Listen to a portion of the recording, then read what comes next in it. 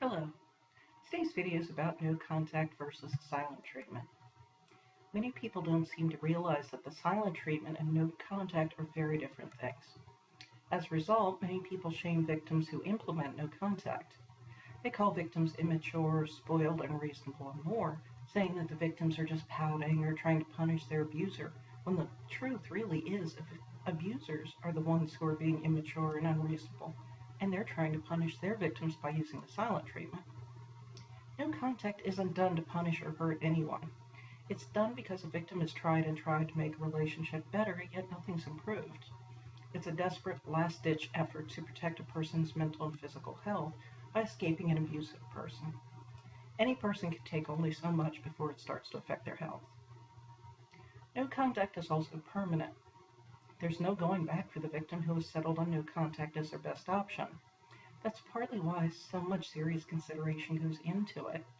Contrary to what many folks seem to believe, primarily abusers and flying monkeys, almost every single person who has implemented no contact in their life did so after months or maybe even years of a lot of thought and prayer. It's not a spur-of-the-moment decision done in the heat of anger. This also means that victims don't want their abusers trying to contact them again in any way. They don't want calls, texts, emails, etc. in some pathetic attempt to lure or scare the victim into returning to the relationship. Many abusers seem to think that victims want this type of harassment and it'll win the victims back, but nothing could be further from the truth. When a person goes no contact, it's because they want no contact. This isn't some attempt to get an abuser's attention.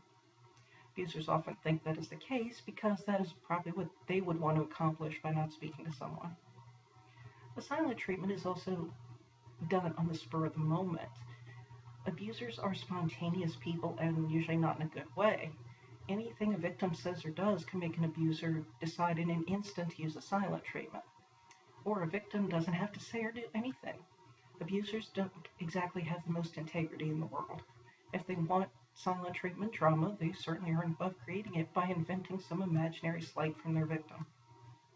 The silent treatment is done to manipulate and control. The goal is to make the victim feel so insecure and so badly that he or she just comes crawling to the abuser and apologizing profusely, being willing to do anything to make it up to the abuser.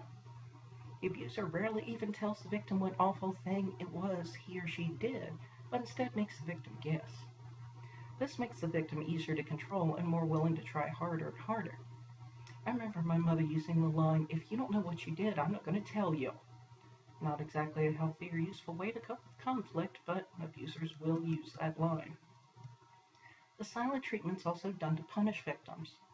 When you aren't aware of what the silent treatment's all about, it can be just devastating. I remember my mother giving me the silent treatment countless times in my life. It was a horrible feeling when my own mother wouldn't speak to me and she wouldn't even tell me why. In fact, my mother once stopped speaking to me for 18 months several years ago.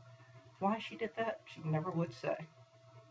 The silent treatment's also temporary. It ends when the abuser gets their way or becomes bored with it. A victim knows when it's over too because the abuser contacts them acting like nothing happened that was out of the ordinary. There's one last big difference between the silent treatment and no contact. Victims grow accustomed to the silent treatment. After enduring it so many times, it stops being upsetting.